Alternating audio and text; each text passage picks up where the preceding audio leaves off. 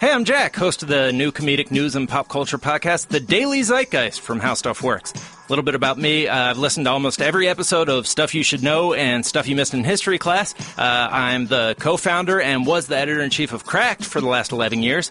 And our show is basically the day's news and pop culture filtered through a brain that contains all the information that entails. And I'm Miles Gray, Jack's co-host, a former political operative and pop culture addict, like something I actually take medication for. He does. And sometimes he's a bunch of different people, like Michael McDonald. Tell him he's a stranger. Japanese radio DJ. 皆さんおはようございます。マイルスです。 And Making a Murderer's Brendan Dassey. Yeah. No. Just a fair warning, guys, you're going to learn a lot, but some of the content can get a little edgy, so not for young ears, but trust us, it's all in good fun. So go to Apple Podcasts and listen and subscribe to The Daily Zeitgeist. It's really good, is our catchphrase. We're still working on it. Greg Cote of the Miami Herald in with us today. I am totally feigning that enthusiasm. He's already filled me with resentments today. Says he's not going to do his Back in My Day again. Just didn't feel like doing it, but had plenty of time to, make arts and crafts, Greg's Lobos hats, plenty of things that can celebrate his fantasy football team. Had plenty of time for that, not to do, his one responsibility around here. I'm guessing those hats have been in stock for a while now. It didn't take him, if he made it, and I'm guessing it didn't take him more than 2 minutes, but I'm guessing he has them in stock in the closet. He made it this morning. I wish I had the creativity to make my own hat. These are professionally made. Oh, there you go. So he doesn't have a Back in My Day, but we will ignore that for the moment. It is really amazing, though. Honestly. This is the same guy that's going to criticize Deion Waiters for mailing it in when he signs a contract. It's the same. Like, he'll do it in print. It's the same.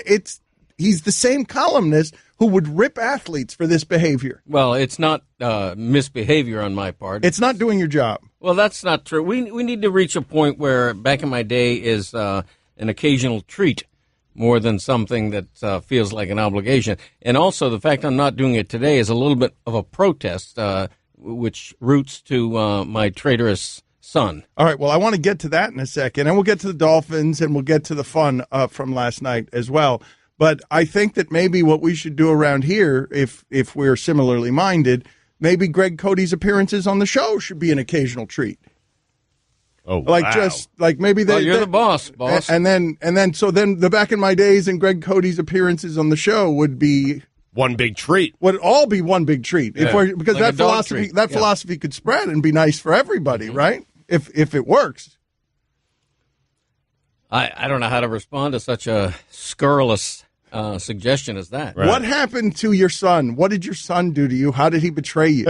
Well, as you know, there have been 2 betrayals in recent time, and I've come to discover that Christopher show produces first and is a son second. Right. I wish that you would show produce first and be a clown second. Right. Well, I have my priorities. We all know about the drunken video, and I'm still getting annoying texts like release the video like it's an official thing. That's right. Going to be on should. TMZ. Give the people what they want, right? We could start our own TMZ around its release. But more recently, in my recent Back in My Day, I referred to Christmas decorations and how I'm against the motion lights. Mm-hmm. And I am against them. But my wife happened to buy some, which I was then obligated to display in my front yard. So Christopher, the traitor, Benedict Cote made the show funnier and better by exposing your fraud. He takes a video and calls it fraud. And then I'm getting texts and everything calling me a fraud. I take that personally. Well, your Back in My Day clearly is fraudulent, though. Well, sometimes you repeat it. Last week's you'd already done last year. No,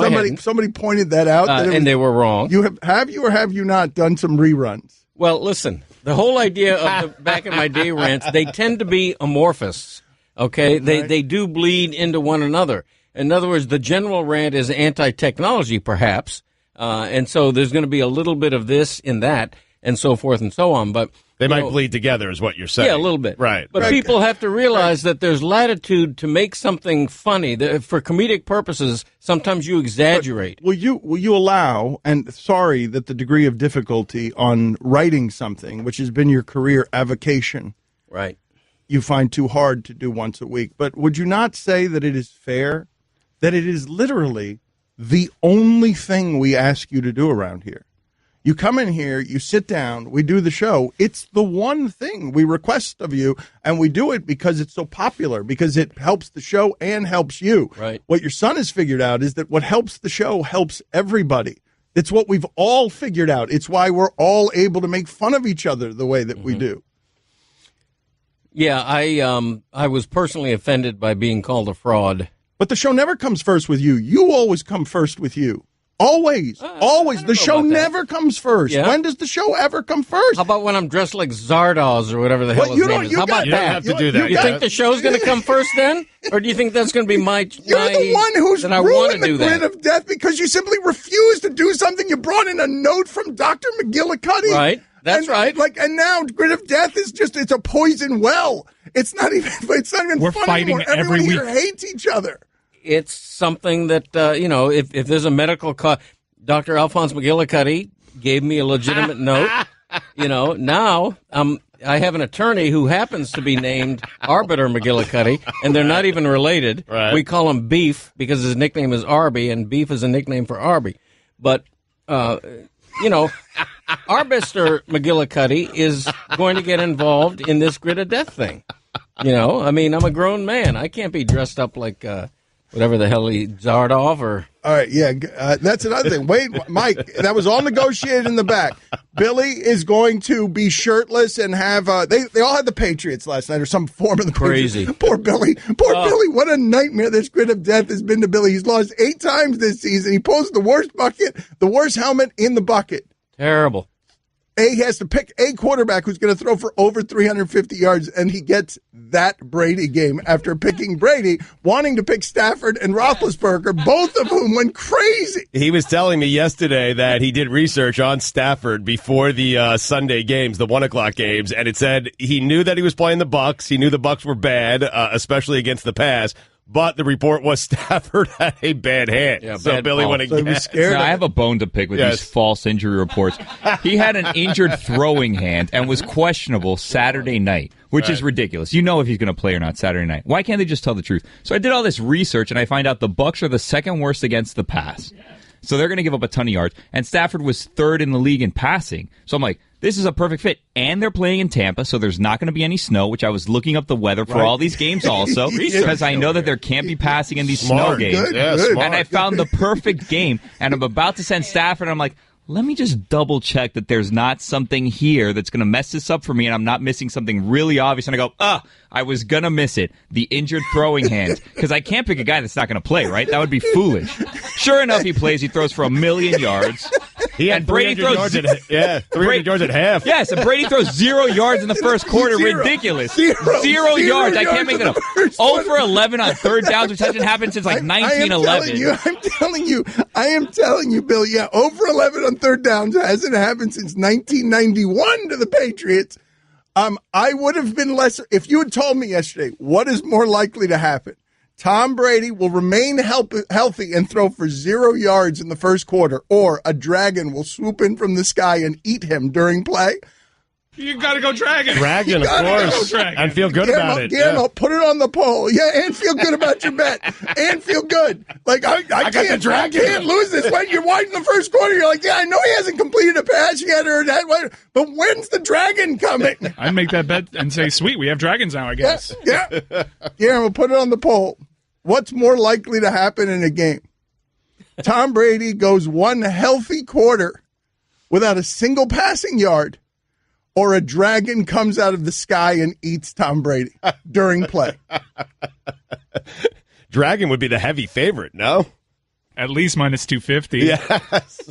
What would be the odds on that? We got to figure out. I did enjoy this part of last night's Dolphin game. Coming in here this morning and seeing all those pasty, depressed Patriot fans who have just overrun our city and this particular hotel. I Right, saw a yes. big sign welcoming Boston fans. Yeah. Yeah, the Clevelanders is always for sale in this regard. Yes. A little bit of an escort that way. It's the visiting team's hotel, usually, yes. Yes. Yeah, Yes. Notre Dame parties, The Raider parties. Clevelander is a tawdry slut. She will take anyone's money, no matter how pink and pasty you are. I can't stand the Dolphins. As a Jet fan, I can't stand the Dolphins. But watching that last night, that felt good. Like, they, on behalf of America, thank you. On national TV in a primetime game, to make Tom Brady sulk on the sidelines like that, thank you, Miami Dolphins. I'll tell you the single most surprising thing about last night, and there were so many things. I mean, Tom Brady got picked off twice by the same dude, and neither of those balls, Xavier and Howard, neither of those balls ever get intercepted. Never mind both of them. Howard made such great plays on those Great balls. plays on both of them. But the most surprising thing about last night, bar none to me, and I'd say this even if the Dolphins had ended up losing at the end of that game. Holy bleep, did Gase kick Belichick's ass in that game. Like, that was a coaching ass kicking. Where I'm watching what I'm watching, and I'm like, whoa, Belichick's not ready for any of this. He wasn't expecting any of this on offense or defense. Yeah, the way they used Drake to victimize bad linebacking was brilliant, I thought. And you know, the surprise element where they had 4 wide receivers all on one side, all of that stuff. Well, no, they did that, and then, unfortunately, they're throwing to Julius Thomas, who can't make a play. So. Right. They put 4 receivers to one side and had Julius Thomas in an obvious mismatch on the other, but he had 2 catches for 11 yards because he doesn't do anything with obvious mismatches. You were seeing things for the very first time all season, both offensively and defensively, in terms of looks that you were getting. You started rolling Jay Cutler out on bootlegs where he was so effective early on in his career, and he showed that he has still some elusiveness, which is unbelievable because he looks like he's taking a drag. But what's more surprising, seriously, Gase kicking Belichick's ass or Cutler kicking Brady's? Oh, it's Gase. I mean, rare is it that you see, rare is the day that Belichick gets out-coached, and he was out-coached last night. Rare is the day that Brady gets out quarterback. Yeah, well, Brady's what, 7-9 for his career down here in Miami. It's kind of as much of a house of horrors as Tom Brady can have, but still you'd think it'd be a close one and he'd still play well. You never expected that sort of performance. And those exotic blitz packages that we saw. On both sides, they were creative. It was interesting because the offensive line played well last night. The defensive line, those 4, because you always talk about getting a pass rush with 4, they were getting pressure on Tom Brady last night. That was interesting to see. The defensive line dominated. Jordan Phillips is really coming on, but the individual plays from the Dolphins last night were just brilliant. The second interception by Xavier Howard was as good as I've seen. The spin move by Drake that froze the safety was brilliant. At one point, Jakeem Grant, who's about as tall as an end zone pylon, beat Butler, goes up and out jumps Malcolm Butler, their best cornerback. I mean, the Dolphins. He's right about all that. The individual, the one-on-one individual things that happened in that game. And I know we can save the Pay Jarvis Landry conversation for another time. Lord knows we've had that plenty. But I'm just talking about an individual talent where you put the ball in his hands. That touchdown that he scored, that is so valuable for a quarterback to have. So many players, that's a loss, or they get blown up. You're right. But the conundrum with Jarvis Landry is, what was it? 8 catches for 40 yards 2 last night? 2 touchdowns, though. 8 for 46. Yes, and he had 2 touchdowns. It's just a conundrum. The thing that's frustrating about their offense is you need Devontae Parker to be better than that dude, and he's not. And he hasn't been. And we thought he would be. Like, Jarvis Landry can't be your best receiver. Correct. You need somebody better than him so that his 8 catches for 40 yards end up just giving you a lot no offensive options. They're supplementing, right? Correct. They're supplementing the number 1 because wide that's receiver. Ridiculous. Yes. That stat line that's no wide receiver in the league can have a per catch average that's smaller than this dude's.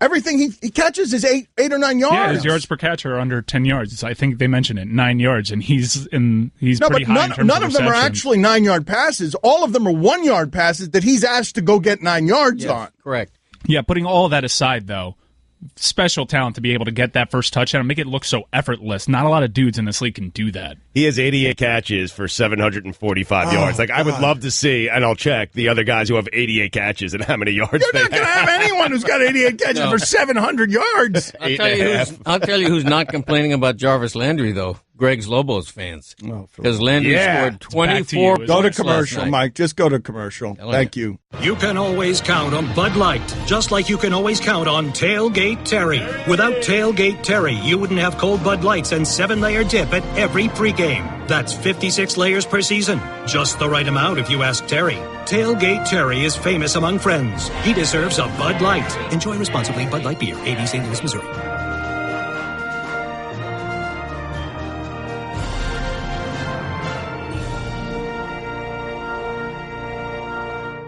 Don Le Batard. You okay, John? Yeah, that's a good question. I was going to ask that. Is everything okay? Oh, cough. No, I have allergies, so it makes me cough. Okay, no problem. Stugotz. You okay? Yeah, are you okay? Yeah. You okay? Yeah, I'm all right. How about you? I'm fine. Thanks for your concern. Thanks for yours. I've never had anyone I've never met this concerned over me and my health, so I appreciate it. Okay, man, I'm a big fan, man. I'm concerned about it. It's funny, John. No, I'm not okay. Finally. You don't care how I'm doing anyway. What the hell are you asking me for? You don't really care. It's so true. You don't even know me. This is the Dan Le Batard Show with the Stugotz on the ticket. James Harden is out of his mind. Yeah. Like, that right there is an example of a couple of things coming together at the right time with a player's maturity and his skill set combined with a system and coach that's just perfect for him. So you get everything you've gotten from James Harden gets a little bit of an extra boost, and he keeps getting better. He's playing better than anyone in the league, and LeBron is having his best season. Like, LeBron is having his best statistical season. I was flipping back and forth. Percentage-wise, efficiency-wise. Yes, I was flipping back and forth between that game and the Dolphin game last night. I believe it was 78-76 at half. At the half, Rockets and Pelicans last night. It was a very entertaining game, and Harden hit some threes down the stretch that, I mean, he had no business taking those shots and making those shots. And he took them, and he made them. Yeah, he makes so many of those as well. As it relates to last night's Dolphin game, it probably bears noting that the Patriots aren't actually empirically, statistically, the Patriots when they have no Gronk and Edelman. They are a slowed offense. Like, Brady's numbers become Jay Cutler. Right. When Jay Cutler, he looks like Jay Cutler in terms of QBR and all that stuff when those two guys aren't out. It has to affect the team, right? But Edelman's been out the entire year. Brady's been fine, and Gronk, they've won a Super Bowl without Gronk. No, but when both of them are out, I'm telling you, both of them out. That's not my opinion. That's mathematically so. You look at the numbers, there's no disputing it. They're a different offense when both of those guys are out. But the cornerback play from Miami last night was as good as I've seen, with wonderful support from Rashad Jones, to the point where I think, I could be out by 1 or 2, I think Brady's first 11 or 12 completions, none of them to a wide receiver. Yeah, that's that was right. Pretty amazing. Right. He didn't start throwing to Amendola until later in the game when they were in. Yes, that was. It was. I don't know if it's amazing, though. That part, I would say, is less a tribute to the Dolphin defense than it is to the obvious limitations of playing without Edelman and Gronk. But there is no disputing. That second Howard interception. Oh, my God. Amazing. Like, I'm telling you that I don't think I've ever seen quite that, where that's one of the fastest dudes in the league. He was chasing. The ball was slightly overthrown, so he made up the ground and then stole the ball from him with perfect timing. It feels like every cornerback in the league gets hit in the face mask with that ball, doesn't get his hands up in time, and certainly doesn't catch it. And that was a play made in traffic. The receiver was right there, and I think another Dolphin was right there. There were 3 guys, and he comes up with a beautiful catch in stride for an interception. One of the best I've seen. Like a wide receiver, you're right, because usually the cornerback or the safety, that ball goes off their face mask or something like that. John Gruden said afterwards, it's one of the nicest interceptions you'll ever see, period. Yeah, because when do you ever see, you're not used to the cornerback. This is one of the things in that league that has happened with the aesthetics of the play and the precision of the quarterbacks is such that you're not used to seeing a cornerback doing anything other than chasing a guy and not turning around, because the quarterback is looking for the guys who gave up their hips and aren't going to look back. And so they've got more freedom, just throw the ball anywhere because the receiver's looking back and the cornerback's not. The fact that he turned around to look for the ball and then caught it in the half a second, because it wasn't very far from his face by the time he looked back to catch it. I mean, I'm just so tired of cornerbacks dropping that ball. I mean, how many times have we watched a Dolphin game and we come away thinking, wow, just all the plays they didn't make? Last night was just a symphony of exceptional plays made by Miami. Yep. I was so impressed. The final score makes it look like a close game. I thought Miami pretty much dominated the Patriots. Well, no, they did. A guy writes in, absolutely perfect that Dan blabbers about how unbeatable the Patriots are yesterday, only for the mediocre Dolphins to prove him wrong. I mean, the Dolphins have won this game 3 out of the last 4 years. A lot. Yes. They've won. Jason Taylor won this game on Monday night. Yep. Like that. I'm Dolphins, saying specifically the Patriots, though, coming down to Miami. It's been 3 out of the last 4 years. Yeah, Brady's 7-9 in his career in Miami. That's a crazy stat. Right. It's insane that he's 7-9.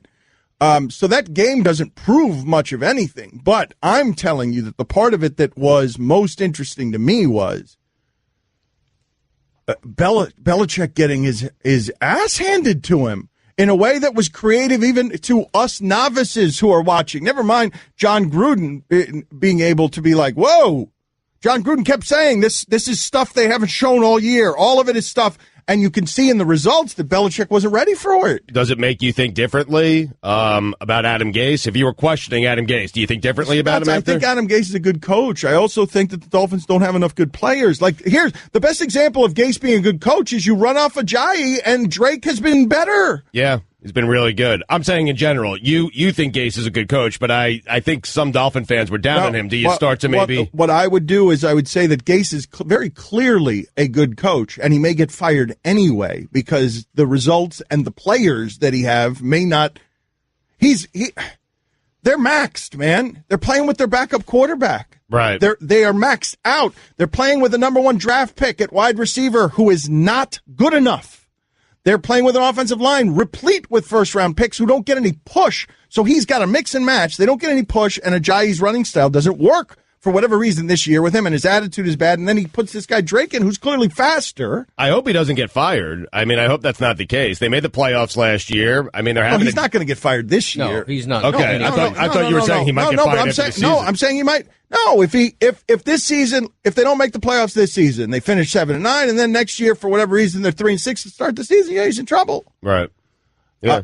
Gase has never had a more validating night as a Dolphins coach than last night. It wasn't just that the game plan was brilliant and executed perfectly. It was the other things you mentioned, like all of a sudden the Ajayi trade doesn't seem as ridiculous as it did a month ago because Drake looks like the real deal. The Cutler thing. I mean, Cutler was Gase's guy, and so often this season we've been able to doubt Cutler. Well, last night he just plain outplayed. The last 2 weeks are the only 2 weeks this season. They've won close games that has looked like a professional football team. Yes. That is organized and well coached. And I'm not just saying that because they've won. Last night, if they had lost that football game, look, it would have been the easiest thing in the world to lose that football game. Look at how they outplayed them in the first quarter, and at the beginning of the second quarter, or at the end of the second quarter, it's 7-6 Patriots because all they did was kick field goals. If they lost after that first half, they were down, and I was still saying, holy bleep, Gase is kicking Belichick's ass. The way to beat the Patriots is keep the ball for 2/3 of the time.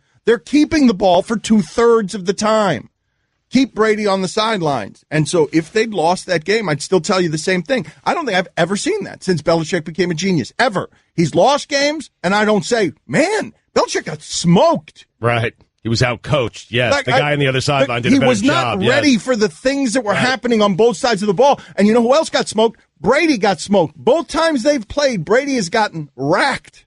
Like, just hit the way you never see him hit because they're not ready for what's coming from that side either. I saw some of it with the Chiefs, the opening game, where the Chiefs did things they had never done before with Alex Smith. And Brady was a little surprised. I mean, Belichick was a little surprised by it. Yes, that's a good example because the Chiefs beat him up, and then you saw but those what they got that you didn't see last night, and that's a big difference. And they got these giant plays of 80 yards and 70 yards where you don't have to drive. You don't have to be creative there. You just swing out a bubble screen to one of your playmakers. That's what they got in that game. And Belichick, I think, knew he got out coached, which is such a rarity in his entire career, because after the game, his demeanor, even by Belichick standards, his demeanor was sour. I mean, he didn't want to hear it. He didn't want to hear it. When a question suggested, hey, you got Pittsburgh next week, do you think you guys were looking ahead? Man, I've never seen him react to a question like that. He just muttered and shook his head for 15 seconds and really had nothing to say. I feel like that's every time. I feel like that's reaction is always his reaction. Yes. It's every week is his reaction, especially after losses. It was fun to watch. Dolphins back in the mix, Greg. You excited, right? They are back in the mix. They have it all in front of them. They do. Mixing it. Yep, mix. Yeah, they're mixing it. Yep. Mixing like Joe Mixon. Yep. It's too bad.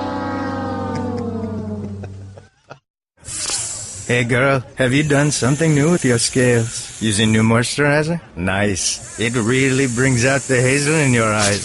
Oh, hold on. Are you using whitening strips too? Your fangs look good, girl. Really good. A really charming snake charmer? Surprising. What's not surprising? How much you could save by switching to Geico. Wait, what? Have you been doing Pilates too? Geico. 15 minutes could save you 15% or more. Don Batard. Stop kissing ESPN ass, someone writes in. Stugotz. I will not. This is the Don Batard Show with the Stugotz on the ticket. Today on the show, we've got Owen Wilson. Ron McGill is going to be on the show. Do you like Owen Wilson's work, Stugotz? Yeah, I like some of his work. I don't like all of his movies, but certainly. I mean, he's a funny guy, right? Owen Wilson, he's a funny guy. Hold on a second. When you say you like some of his work, not all of his work, is there somebody who you like all of their work? How many guys are? Stallone. Duh. What about Schwarzenegger? Not really. Okay, so what is your gold, silver, and bronze medalist of duh? Stallone, Van Damme, and Seagal? Nah, I don't like all the Seagal movies. Van Damme made some classics, man. I want to say Dolph Lundgren, but he put up a few clunkers. I don't want. Kurt Russell was great in Tango and Cash. I think those would be. I don't have a bronze medalist. I have two. Like, they are go-to guys for me. Van Damme and Stallone. Like, whatever they put out, I am there. How about Statham? I don't think he's made a bad movie. Yeah. Vin Diesel.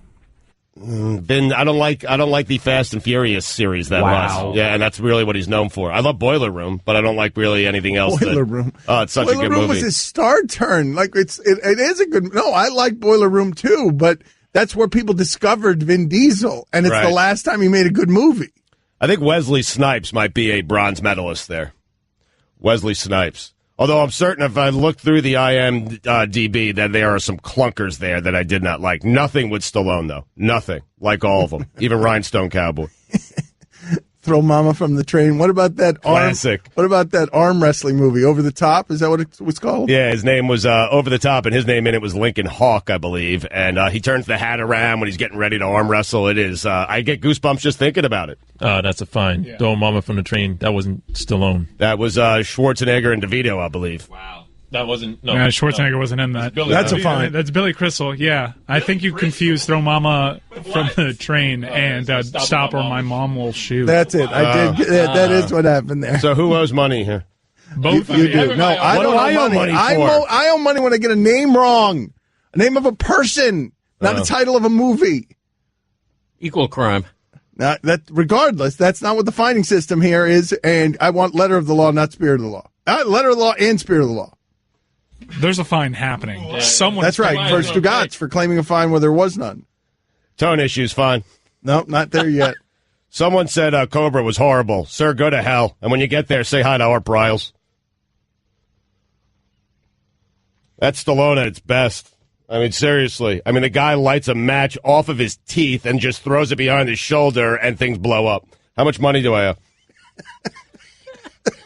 $1. Oh, yeah. Yeah, but Dan deserves $1 fine for Throw Mama from the Train. There was Mama. Mama was involved. What? There was a Mama involved. You said Throw Mama from the Train. The cast of those movies are very different. That's not a fine. When I get a name wrong, that's when I'm fine. Tone. I know. I can't be told when I'm laughing. You got the name of a movie wrong. That's a name wrong. No, the name of a person. I don't know. Did we ever specify a person? No, it's an entity because Blink-192 got a fine. It didn't deserve one either. It only got a fine because you nominated for Find 'em. But you paid it. I argued that one too. But a precedent has been I paid it just to shut him up and to keep the show moving. All right. I'm telling you, be careful with the tone. It's getting out of hand. It is. All right? Preachy. Just be careful. Preachy or screechy? Screechy. A little preachy as well. Put that on the poll, Guillermo. What is Dan more of, preachy or screechy? I just saw, how about this? Cody is sitting here saying, I've never seen Belichick like that at a press conference, but it's basically every press conference. I just saw on the television Belichick's press conference. The sound's not up here. They closed captioned only what he said because he was mumbling so much. So they had to close caption, give me a break. Him saying, give me a break, because you couldn't understand what he was saying because he's mumbling. So they had to put words on the screen. It's something I've thought of doing for my father on Highly Questionable. That's funny. That'd be a funny idea. You should do it. Belichick, so he's upset about maybe, look-ahead game against the Steelers. That's who is he? Honestly, his team's incapable of having a look-ahead game, and he's incapable of having a look-ahead game against the Steelers? Please, give me a break. I mean, they're human beings as well. Why can't they be looking ahead to the Steelers? I don't get it. But you think that's the reason they lost? I don't know. I mean, I believe in some of that stuff where maybe your focus is on the biggest game of the year for the one seed and home field advantage. I know you believe in some of that stuff, but last night you also believe in momentum, right? Yeah. And yesterday, Westbrook had this giant dunk where he went coast to coast, was a runaway freight train. And the crowd was going crazy, and he was screaming, and it was just hugely impactful. Oklahoma City felt good. It hasn't felt good very much this year. And right after that, they were outscored 22-2.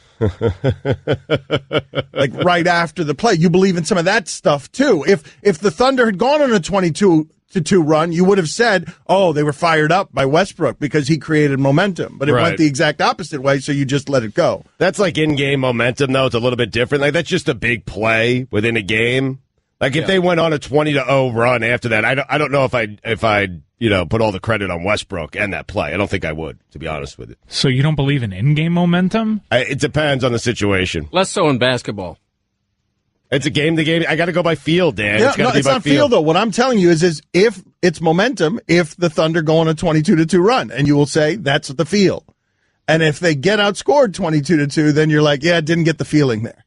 Yeah, that's convenient for me. You're right. It really is. Yep. That's the beauty of momentum. It's very pliable. It's there to use however you see fit.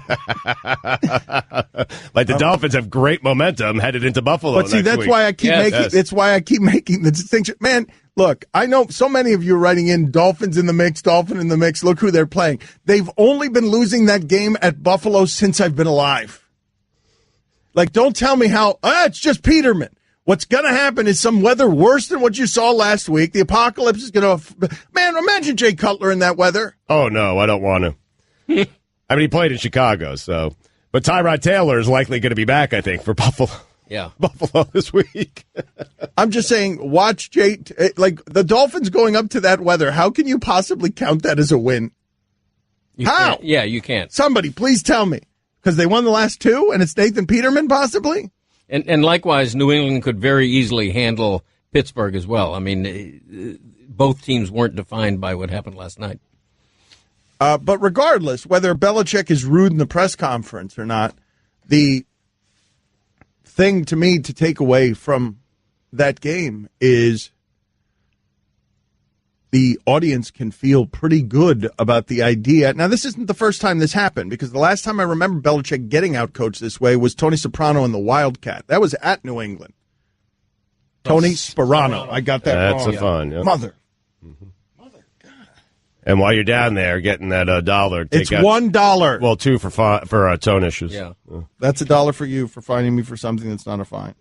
Tone issues are definitely a fine. Yes, but I wasn't guilty of tone issues. I'm out of money. I just saw a giant wad of bills in your pocket. That is also a fine now. When you say you're out of money and we discover money, that is also a fine. It's not mine. Not yours. Not yours. Where'd you get it? You now owe $2. Now it's $3 because you actually had the money. Right. That's $3. Actually. I owe another one? I mean, this is $3 a day. It's getting crazy. I know. No, now it's... No, yeah, but stop saying you don't have the money. Then stop saying you don't have the money. Well, I think I did. I mean, it's not mine. I'm giving away money that's not mine. I mean, I feel bad. Sorry, Rachel. You owe $2 more. I owe $2 more? Yes. Break out the big bills here. Hold on a sec. Luckily, I have another single here. This is great. Here, take all my lunch money. You can feel free to stop slowing the show down this way at any point that you like, but you like the power too much of being in control of the finding system. It's intoxicating. I'm sorry. I know. I see it every week with the Grit of Death and Mike. I see when you guys are intoxicated, and I only saw it for the last 3 years of Hawk. I know you don't want to do that long, huh? Oh. I know you don't want to do the In the Hunt show. Oh, but they're right hear there. Hear me out. Right now, the teams above them that are in the playoffs and not in the hunt, that are just a game ahead of them, are the Bills and the Chiefs. And you lost to the Ravens, but you got to assume that they're going to lose along the way here. You can't. No, don't make that assumption. Because they're not. The Ravens aren't going to lose anymore? Their final 3 games. They're going to go 10-6. At Cleveland, home with the Colts, home with the Bengals. Regardless, 2 spots still. And you have the Bills and the Chiefs occupying 2 of those spots. Your last 3 games are against the Bills and the Chiefs. That's not my point. Is not, are they in the mix? Are they going to be in the playoffs? I don't care. I don't. The last 3 games of this season, we have no idea who's going to get hurt, what the Ravens are going to do. We don't know anything. But what I'm telling you is, if the Dolphins do get into the playoffs with this arbitrary measurement system of people get to the playoffs, they've had a success, even if they're 7-9 or 8-8 and the conference stinks. What I'm telling you is they are not good enough in any way to do anything in the playoffs. Nothing. And so that's all.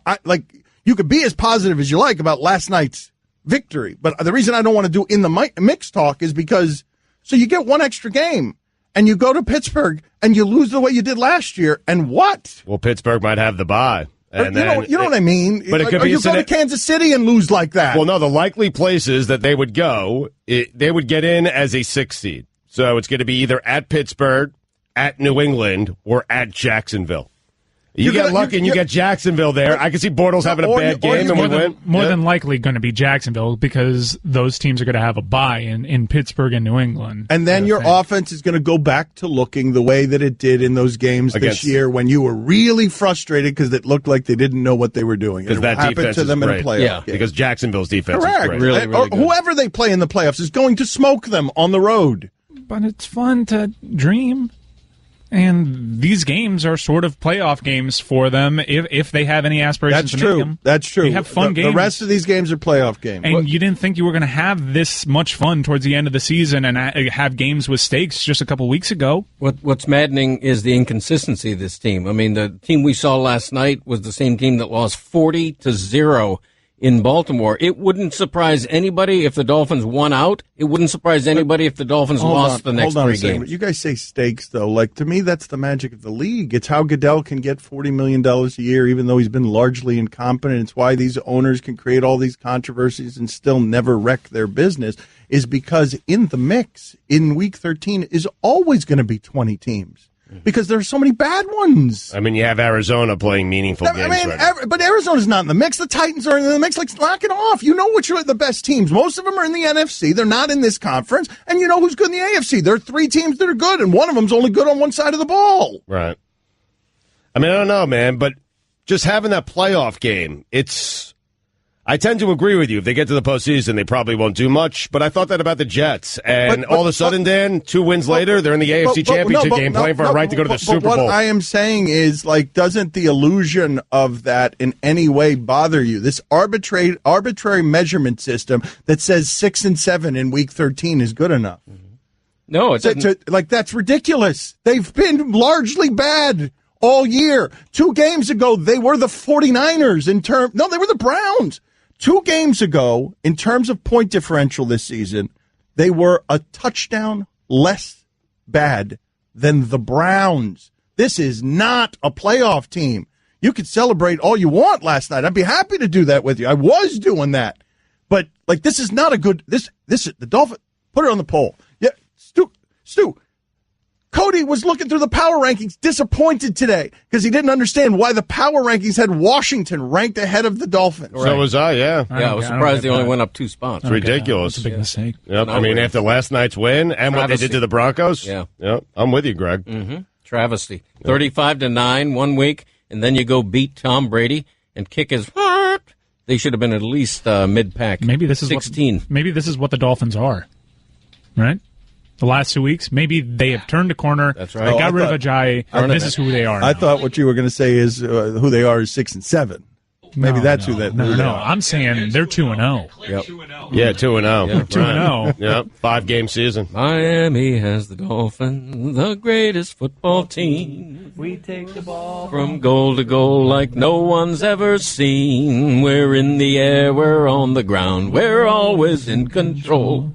And when you say Miami, you're talking Super Bowl, 'cause we're the Miami Dolphins. Everybody, Miami Dolphins. Miami Dolphins number 1. Yes, we're the Miami Dolphins. Miami it feels so Dolphins. good to not be repressed anymore. Ruin the song, man. I was feeling joy. Yeah, wrong lyrics. Fine. Wrong lyrics. A specific fine, right? So the lyrics are not. It feels so. There are no lyrics in there. It feels so good to let go of this repression, which is what I said. It feels so good to be, rollicking back and forth with you guys. Greg, we're still on the air. I thought. My bad. No, I was just letting you know. I don't care. I was just telling you know. This is how he does the shows. End of segment jocularity. When he gets off something good, he goes and sinks to his narcissism. Whenever he gets off something good, like he started all that, he got to sing, he was happy, and so he was done. Like, that's exactly symbolic of how he treats this show. That's true. Oh, I got mine. Yeah. Like, you must be so terrible to have sex with. Well, I lit up a cigarette. Let the joke sit.